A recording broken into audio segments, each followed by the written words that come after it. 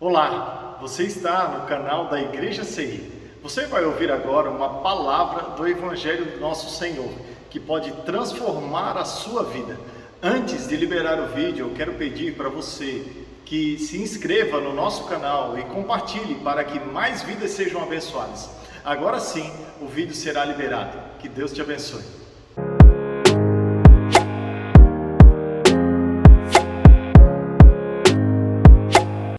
E espero que você esteja feliz onde você está. Espero que você esteja aproveitando esse período de Deus na sua vida, porque o mais importante não é o lugar que nós estamos, é com quem nós estamos, com quem nós estamos caminhando e aquilo que nós estamos fazendo. Elias foi a maior prova viva do que independe do lugar, o importante é a presença. Não é verdade? Estava lá no deserto, alimentado por corvos. Não importava onde ele fosse, o Senhor sempre estava com ele.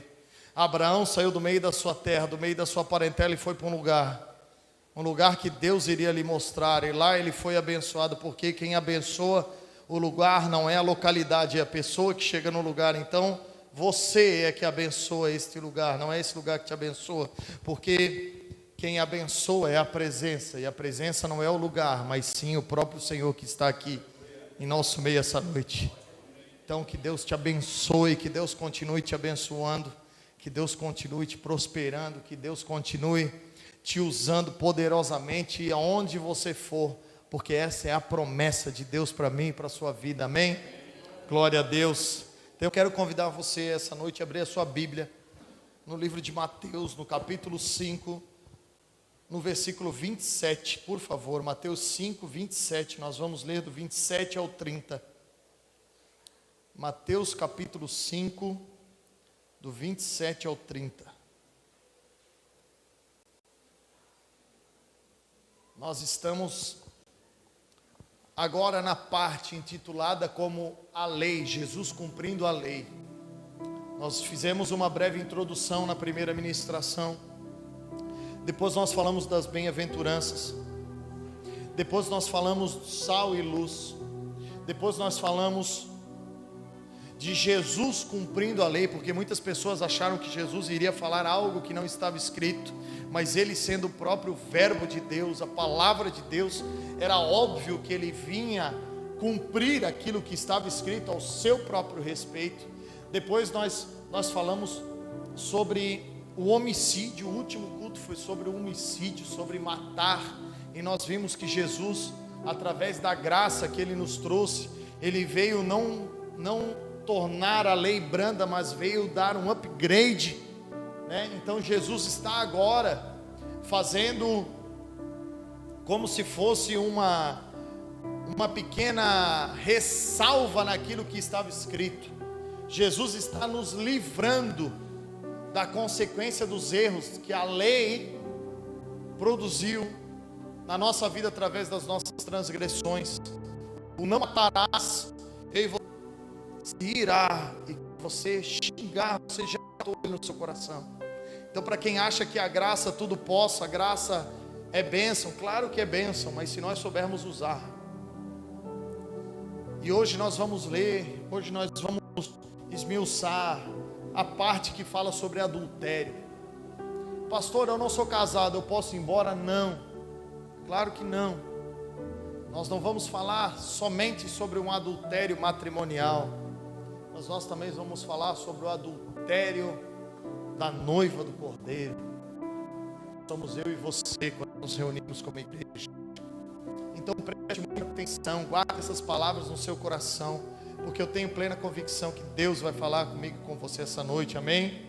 Mateus capítulo 5, do 27 ao 30. Se você não tem Bíblia, você pode acompanhar aqui atrás, no telão, por favor.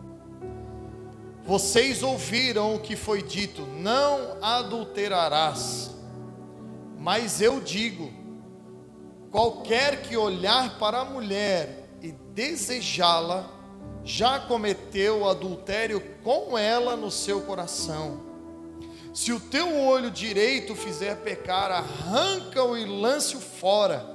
É melhor perder uma parte do corpo do que ser todo ele lançado no inferno. E se a tua mão direita o fizer pecar, corte-a e lance-a fora. É melhor perder uma parte do seu corpo do que ir todo ele para o inferno. Amém? Feche seus olhos, por favor. Pai, em nome de Jesus, nós queremos te agradecer, Senhor, por essa noite tão maravilhosa que nós vivemos até aqui. Nós queremos te agradecer, Senhor, imensamente pelos adoradores que o Senhor nos presenteou. Ao Alelon, Senhor, que tem feito um trabalho extraordinário, aberto as portas do céu sobre esse lugar, Senhor, nos encharcando de adoração, Senhor, preparando os nossos corações para esse momento. Nós queremos te louvar pela vida de cada um deles e pela vida de cada irmão que está aqui essa noite, Senhor. Abençoa, continua abençoando grandemente cada um, que eles estejam, Senhor, com seus corações abertos para receber a poderosa semente que é a tua palavra, e que ela possa frutificar nos nossos corações, para engrandecer e louvar e bendizer o teu santo nome, Senhor, em nome de Jesus. Amém e graças a Deus. Bom, irmãos, para falarmos de adultério, nós precisamos entender o que é o casamento. Eu não sei se todos aqui já tiveram essa experiência ou estão tendo essa experiência, mas se você está tendo essa experiência, eu quero dizer para você, boa sorte. É ou não é verdade? Se você já teve essa experiência, eu vou dizer para você, não é o fim. O mundo não vai acabar. Fique tranquilo, fique tranquila. E se você ainda não viveu, mas quer viver, a minha palavra para você é: prepare-se para fortes emoções. É ou não é verdade? Louvado seja Deus. O primeiro ponto que eu e você temos que entender, amado, que abordar, é que o adultério em si, ele é uma contradição à nossa própria escolha. Se você já foi casado, com certeza você escolheu, a não ser que alguém aqui estava vivendo há muitos anos atrás, a quando nós éramos oferecidos e dados em casamento. Eu acho que ninguém é dessa época, né, irmão? Ninguém é dessa época que o pai do moço conversava com o pai da moça e dizia: ei, meu filho vai casar com a sua filha. O homem dizia: não, fechado, minha filha vai casar com seu filho. Se você não é dessa época, o seu parceiro e a sua parceira é uma escolha sua. É por isso que primeiro ponto que você temos que abordar na nossa época é que o adultério é uma contradição da nossa própria escolha. Amém? Precisamos entender, meus irmãos, que estamos em um relacionamento por livre e espontânea vontade. Por livre e espontânea vontade. Aí você pode dizer para mim: pastor, mas engravidou e eu tive que assumir. Irmão, aquela vontade antes do engravidar, quem teve? Não fui eu, foi você. Então, o problema é seu. Sua vontade, suas escolhas. É ou não é verdade? Talvez você tenha casado por uma noite, por uma relação, por um momento, mas foi uma ação sua. Porém, todas essas ocasiões foram escolhas suas, foram escolhas minhas, né? Os homens acham a mulher bonitinha, acham a mulher linda, é essa mulher que eu quero para a minha vida, eu vou viver com essa mulher. É uma decisão nossa, é uma decisão minha e sua, e lá na frente não dá certo. Por que não dá certo? Por que um casamento não vai dar certo, irmão? Me diz, se foi algo instituído pelo Senhor, se foi Deus que fez, irmãos. Precisamos entender que o casamento, para nós, ele não é instituído quando uma autoridade na terra diz: eu os declaro marido e mulher. Você sabe, é por isso que muitos dão errado. Porque muitas pessoas acham que o casamento, ele só começa a valer depois que um homem diz assim: eu vos declaro marido e mulher. Mas a palavra de Deus não nos ensina isso. Mas o casamento começa quando nós praticamos aquilo que a maior autoridade diz. E você sabe o que a maior autoridade que existe diz a respeito do casamento? Gênesis 2:24. Por essa razão o homem deixará o pai e a sua mãe e se unirá a sua mulher, e eles se tornarão uma só carne. Irmãos, o que institui o casamento não é um homem dizendo para mim que a minha esposa é minha. É quando eu me junto com ela, quando eu me torno com ela uma só carne. Porque lá no Jardim do Éden não tinha cartório. Lá no Jardim do Éden não tinha juiz de paz. Lá no Jardim do Éden tinha um Deus, um homem e uma mulher. E uma palavra. Era uma palavra. A aliança entre um homem e uma mulher é por uma palavra. Antes de eu e você irmos perante um juiz, houve uma palavra: você quer casar comigo? E você sabe por que muitos casamentos dão errado? Porque a gente começa ao contrário. A gente começa se unindo de verdade como um casamento. Porque o casamento, meu irmão, ele é absolutamente o ato sexual de um homem e uma mulher, independente se tem juiz, independente se não tem juiz. Perante a Bíblia é isso, é a união. Olha o que Deus disse em Gênesis. Por essa razão. Que razão, irmão? Você lembra o que Deus fez no Gênesis? Deus fez tudo, botou um homem no jardim, o homem deu um nome para os animaizinhos, fez todo o trabalho. Depois eu disse: não é bom que o homem viva só.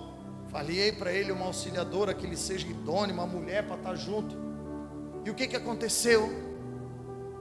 Deus fez o homem dormir e tirou uma esposa dele.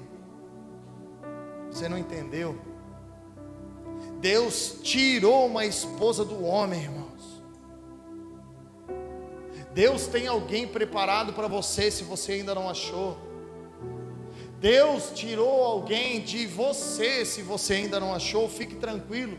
Melhor do que eu e você acharmos uma esposa, melhor do que eu e você acharmos um marido, é deixar Deus encontrá-la, ele ou ela, para mim e para você. Para mim agora não, né, irmão? Porque para mim aí vai ficar ruim, né? Então que razão, irmão? Que razão é essa? Por essa razão se unirá o homem e a sua mulher. A razão de que a mulher foi gerada por Deus. Você lembra?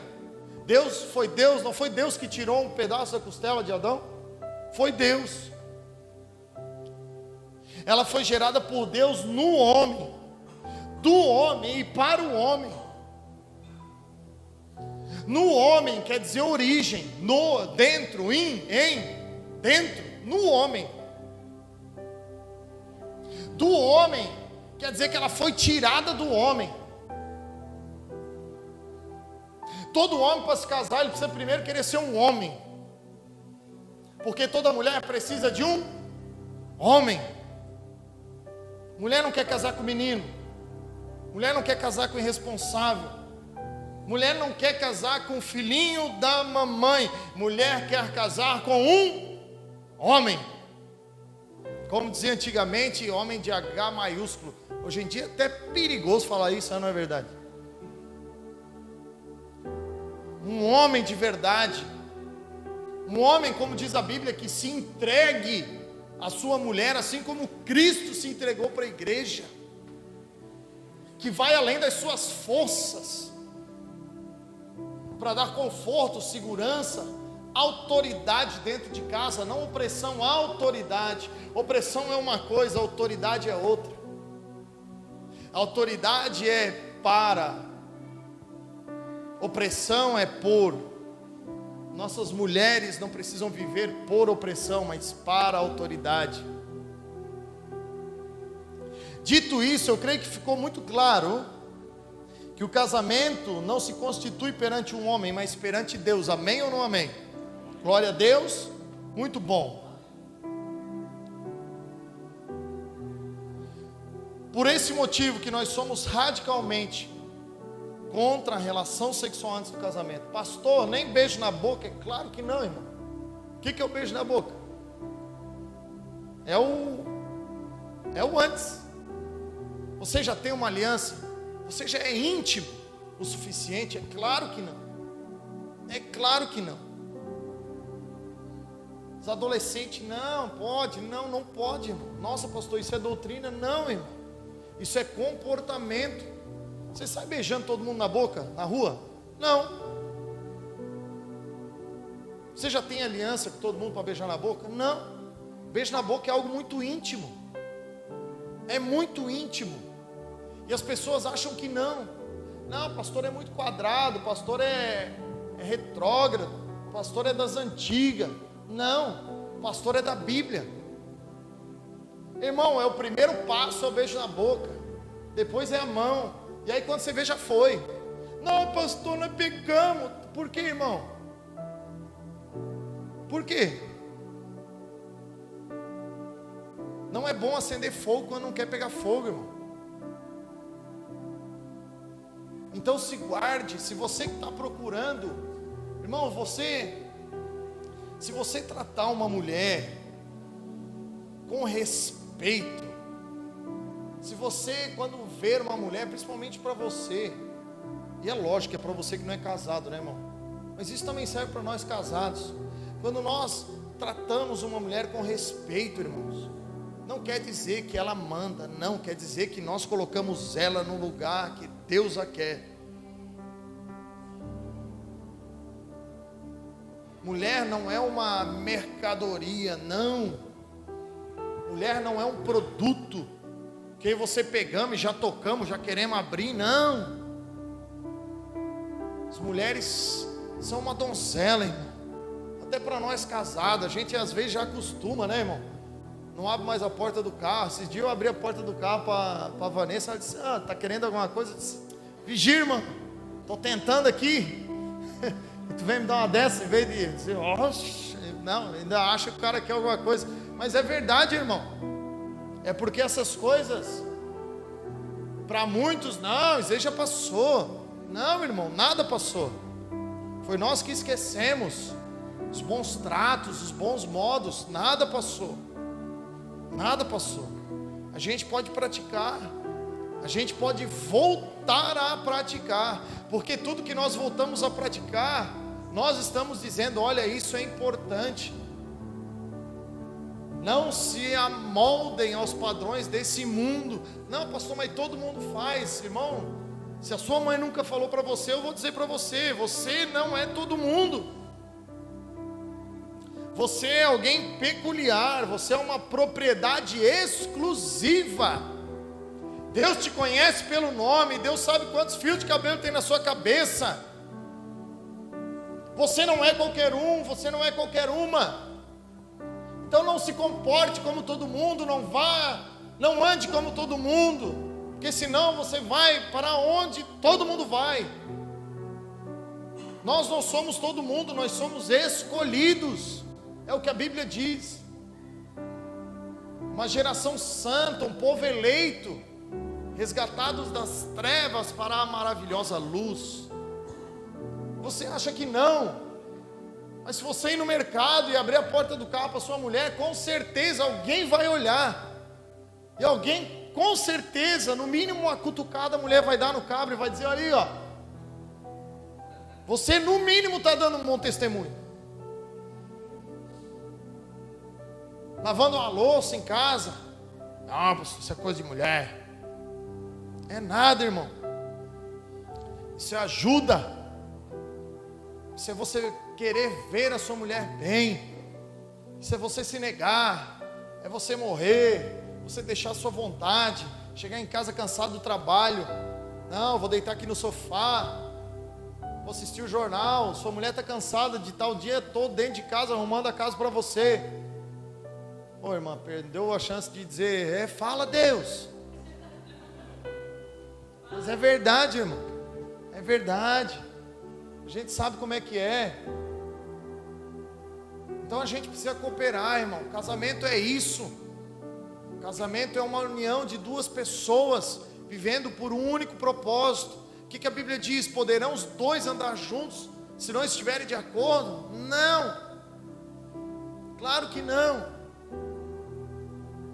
Não reclame pela sua louça suja na pia. Se a sua louça suja está na pia, é porque antes sua mulher usou para fazer comida. Tem gente que adoraria ter uma panela suja na pia, mas não tem. Então não murmura pela panela, agradeça pela panela. Esfrega a panela, depois você esfrega as outras coisas. Pega a visão, irmão. Isso é um casamento, meu amado. E Jesus, sabendo disso tudo, Jesus estava alertando o seu povo sobre a coisa mais grave dentro da coisa mais importante que Deus criou: o adultério no casamento. E o que é adultério, meu amado? Isso aqui me chamou muita atenção, porque a gente acha que adultério é só os finalmente, é só carne com carne, e não é. E você acabamos de ver no texto de Mateus, o adultério é infidelidade conjugal, uma traição de dois cônjuges, um divórcio por adultério, traição que se efetiva quando alguém tem relações sexuais com outra pessoa com a qual não está casada. E não é Bíblia, isso aqui é Google. Até o Google sabe. Junção, olha só, junção de elementos que se diferem e se contradizem. O que é isso, pastor? Falsificação, alteração, adulteração. Deixa eu clarear para ti. Você compra um carro, e aí vai um abençoado, raspa o número do chassi e bota o número de outro carro. É uma traição. Isso ali é uma adulteração. É alguém dizendo que é lebre, mas é gato. É alguém dizendo para você: não, você está comprando um carro, mas na verdade você está comprando um cabrito. Então, irmãos, esse alerta aqui não é apenas para casamento, mas ele é para todas as áreas da nossa vida. Então, vamos lá, Mateus 5:27.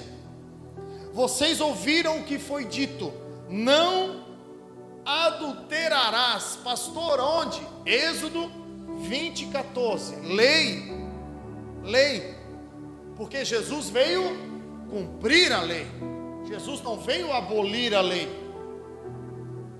Lembrando que Jesus está nos preparando para uma experiência espiritual. Jesus está nos preparando para termos uma experiência espiritual. Então eu e você temos que viver como pessoas espirituais para discernir as coisas espirituais que vêm de frente à nossa vida. Jesus repete novamente o início da frase para mostrar a importância do que está falando. Eu e você vamos ver nesse trecho onde a tua Bíblia talvez tenha o título ali: cumprindo a lei e os profetas. Jesus vai dizer em todo o ensinamento: vocês ouviram o que foi dito, vocês ouviram o que foi dito, vocês ouviram o que foi dito. Você sabe por que se repete? Porque a gente esquece. Quando se repete, se grava. É ou não é, professora? É isso. Isso é didática. É por isso que existem 4 evangelhos. Porque quando você começar a ler a Bíblia, você vai ler Mateus, você vai ver que Mateus é lindo, maravilhoso. Você vai ler Marcos, você vai ver que muita coisa que está em Marcos está em Mateus. Depois você vai ler Lucas, você vai ver muita coisa que está em Lucas, está em Marcos, está em Mateus. E você vai abrir João e você vai ver muita coisa que está escrito só em João. Porque João era um cara diferente. Mas nós não vamos falar sobre João hoje. Então, quando Jesus enfatiza isso, ele quer dizer a base do seu ensinamento. Vocês ouviram o que está escrito: não adulterarás. Por quê? Porque está escrito. Eu estou enfatizando o que está escrito. No versículo 28 ele diz: mas eu digo. E ele repete: mas eu digo, qualquer um que olhar para uma mulher e desejá-la, já cometeu com ela adultério no seu coração.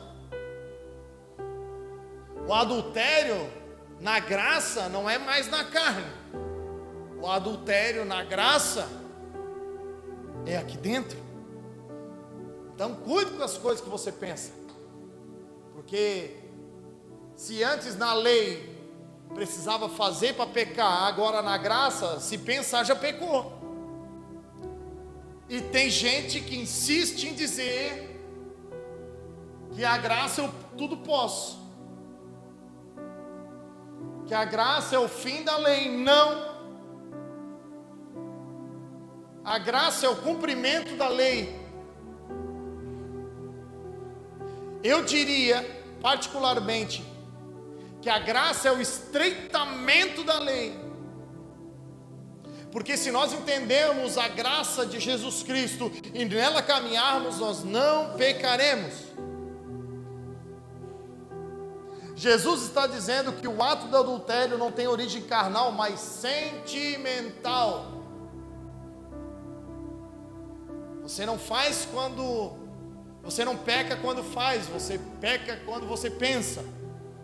O ato carnal é o desfecho de um desejo sentimental. Irmão, não estou dizendo para você colocar, mas isso aqui não serve só para homem, tá, irmão? Isso aqui é para mulher também. Tem umas irmãs que gostam de olhar os bodybuilding aí e tal. Fica ligado. Pega também.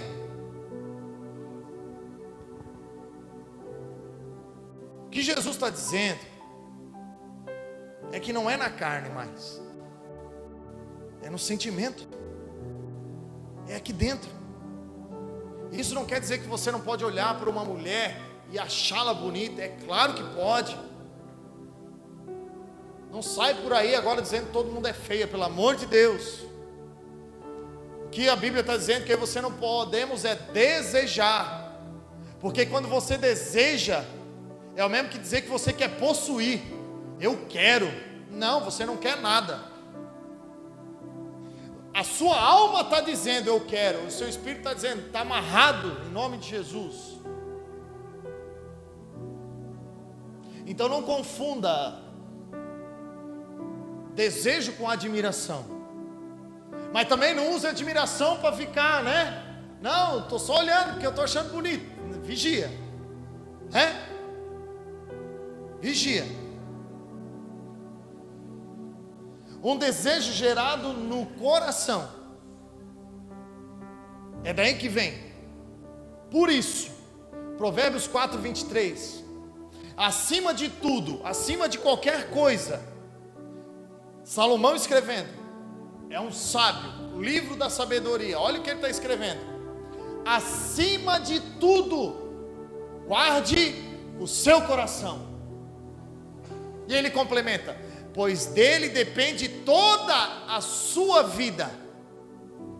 Pegou? Acima de tudo, guarde o seu coração. Acima de tudo, guarde o seu coração. Pois dele depende toda a sua vida. Você sabe o que eu e você fizemos muitas vezes? Somos espontâneos, somos instantâneos, e por um segundo, por alguns minutos, nós colocamos anos a perder. Por causa de uma curtida, por causa de um momento, por causa de um olhar, por causa de um calor, nós colocamos planos extraordinários de Deus por água abaixo nas nossas vidas. Então, aceite o conselho de Salomão, meu irmão e minha irmã. Guarde o seu coração. E talvez você deva estar se perguntando, pastor, que coisa difícil.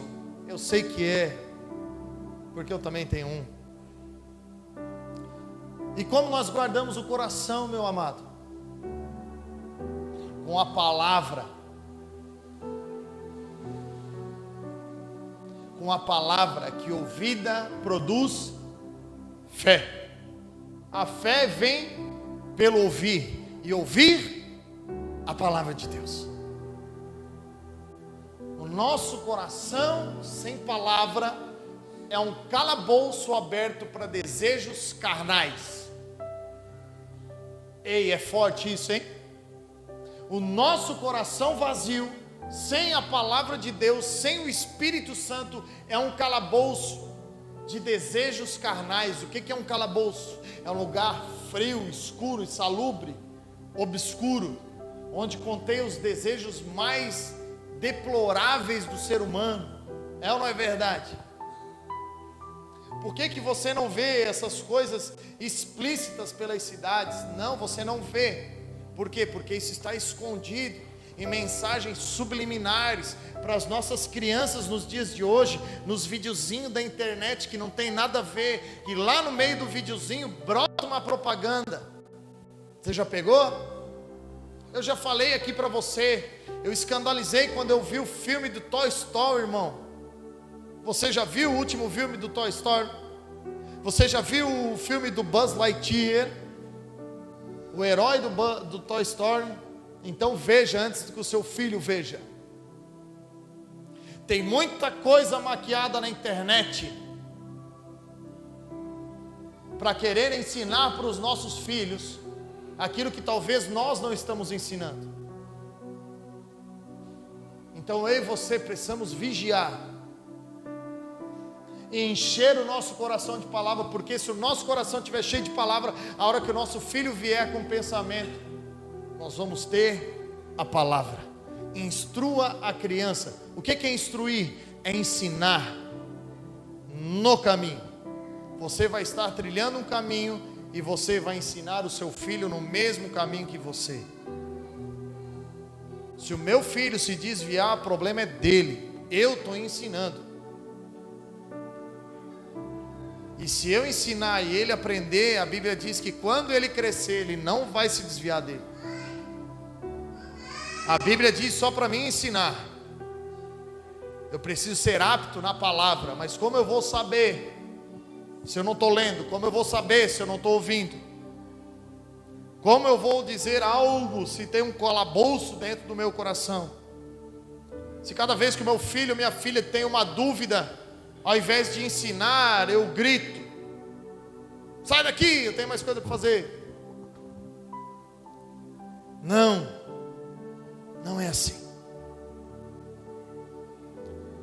Grandes problemas futuros se resolvem com pequenas conversas atuais. Até parece pregação coach, né? Mas é uma verdade. É quase pequenas empresas e grandes negócios. Pequenos conselhos hoje vão blindar nossos filhos de grandes negócios obscuros no dia da manhã. Então quando teu filho, tua filha vier te perguntar algo, pare. Sua vida não vai acabar por causa de 1 minuto, por causa de 30 segundos, por causa de 2 minutos, não vai. Eu sei que às vezes tem os afazeres, eu sei que às vezes tem as tarefas, mas deixa eu falar algo para você, que eu estou vivendo lá em casa. Se o teu filho perguntar para você e você não responder, com certeza alguém vai. E quem vai ser? Eu não sei. Mas eu quero que a resposta que o meu filho precise venha de mim. Então guarde isso no seu coração. Se você tiver oportunidade, um dia quando você tiver filho, se você já tem, tenha paciência. Tenha paciência. Efésios 6:16 diz assim: além disso, usem o escudo da fé, com o qual vocês poderão apagar todas as setas inflamadas do maligno. Usem o capacete da salvação e a espada do Espírito, que é a palavra de Deus. Você quer guardar o seu coração? Quer aprender a guardar seu coração? Escudo numa mão e espada na outra, e capacete na cabeça. Você sabe qual o modo mais rápido de acabar com o inimigo? Cortando a cabeça. Porque a informação para o corpo sai da cabeça. O corpo faz o que a cabeça manda. Por isso não adianta de nada eu e você termos escudo, termos espada, termos fé e termos palavra, se nós não estamos tendo sabedoria. Se nós não sabermos que nós somos salvos, porque uma vez salvo, você precisa ter comportamento de salvo. E esse seu comportamento vai fazer com que você se blinde, com que você saiba usar efetivamente o escudo e uma espada, porque também não adianta ter um capacete e não saber manejar um escudo e uma espada, porque você lembra onde Jesus foi tentado? Na palavra.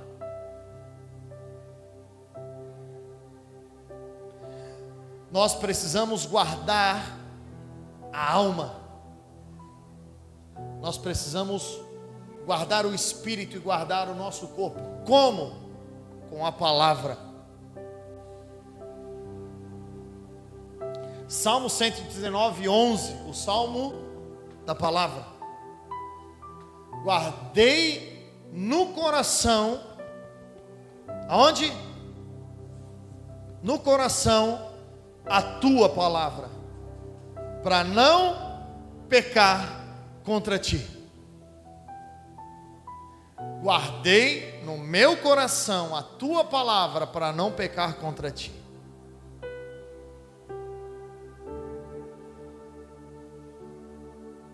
Guardar o espírito, Salmo 119, 97. Como eu amo a tua lei, medito nela o dia inteiro. Não quer dizer que é para você ler a Bíblia 24 horas por dia, quer dizer que é para você pensar na Bíblia 24 horas por dia, porque quando os seus olhos avistarem algo, o Espírito Santo vai te lembrar: desejou, já pecou. Mas como que você vai ser lembrado pelo Espírito por algo que você não leu? Como que o Espírito vai te alertar de algo que não está dentro do seu coração? Aí fica difícil, você convém comigo? Você está vendo como um negócio simples. Irmãos, não tem fórmula de Bhaskara aqui, não tem cateto, hipotenusa, não, é a palavra. Por que você acha que quando você senta para ler a Bíblia dá sono? Por que você acha que quando você senta para ler a Bíblia nas primeiras vezes você não entende muita coisa? Porque desde o Gênesis é assim, irmãos. O inimigo quer colocar em dúvida a palavra de Deus na nossa vida. O que a serpente falou para Eva? Foi isso mesmo que Deus disse? O que Deus disse? Uma palavra, não coma da árvore. Foi isso mesmo que Deus disse? Não, não é por aí. Se você tem uma palavra, ande sobre ela, irmão, não se esqueça. Pedro andou sobre o mar por causa da palavra de Jesus. Milagres aconteceram por causa da palavra de Jesus, transformações aconteceram por causa da palavra de Jesus, ressurreições aconteceram por causa da palavra de Jesus, casamentos foram restaurados por causa da palavra de Jesus. Tudo acontece por causa da palavra de Jesus. E como que eu e você vamos querer que isso aconteça na nossa vida se nós não lemos a palavra de Jesus? Pastor, esse culto é chato. É nada. Aqui dentro, irmão, eu e você estamos só enchendo os nossos cartuchos de munição.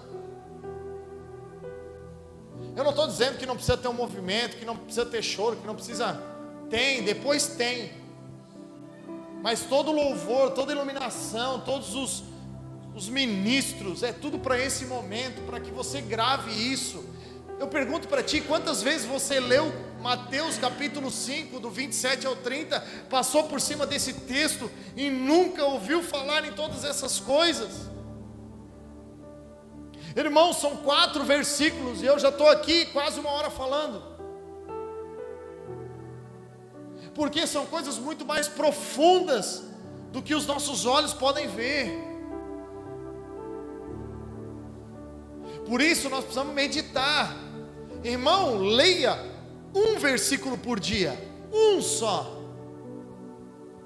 e pense naquele versículo o dia inteiro. Você vai ver o que o Senhor vai fazer na sua vida. E não é porque é você, e não é porque eu estou falando, é porque é a palavra.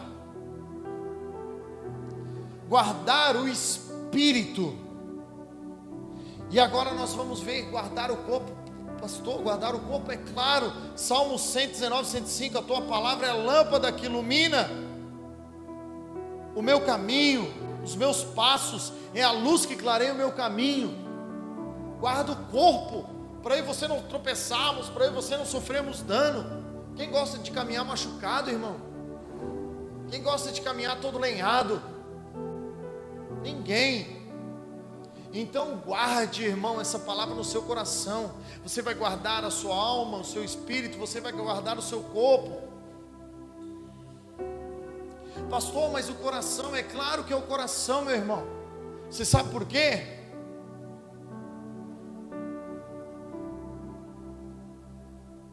Se o teu olho direito fizer pecar, arranque-o fora. É melhor perder uma parte do corpo do que ser todo ele lançado no inferno. Arrancar o olho aqui, irmão, não é literal, é espiritual. Não sai por aí não, hein, irmão. Meu Deus, hein. Não, semana nós vamos ver um monte de gente com tapa-olho no olho. Não vai por aí, irmão. Pelo amor de Deus. Guardando o nosso coração, irmão, nosso corpo não sofrerá as consequências. Você sabia disso ou não? Guardando o nosso coração, o nosso corpo não vai sofrer consequência. Primeiro pecamos aqui. Primeiro nós pecamos no coração, depois no olho e depois na carne. É o passo a passo do pecado. Lucas 11:34 diz assim: os olhos são a candeia do corpo. O que é os olhos? A candeia do corpo. Quando os olhos forem bons, igualmente todo o seu corpo será cheio de luz. Mas quando forem maus, igualmente seu corpo será cheio de trevas. Os olhos, eles dizem que os olhos são a janela da alma. Brota aqui de dentro, irmão. Se o nosso coração não tiver palavra, vai ter alguma coisa. E a nossa vontade, o nosso desejo não vai sair daqui. Ele passa por aqui, ó. Ele passa. Isso aqui é uma passagem. Ele entra, ele sai daqui e vem e vê. Por isso que eu e você precisamos manter os nossos olhos no lugar. Mas para isso, o nosso coração precisa estar cheio da palavra de Deus. O versículo 30 ele diz: e se a tua mão direita te fizer pecar, corte-a e lance fora. É melhor perder uma parte do seu corpo do que ir todo ele para o inferno. Jesus nos alerta que uma infidelidade que começa na nossa alma, age no nosso corpo e dá destino ao nosso espírito. Conseguiu entender?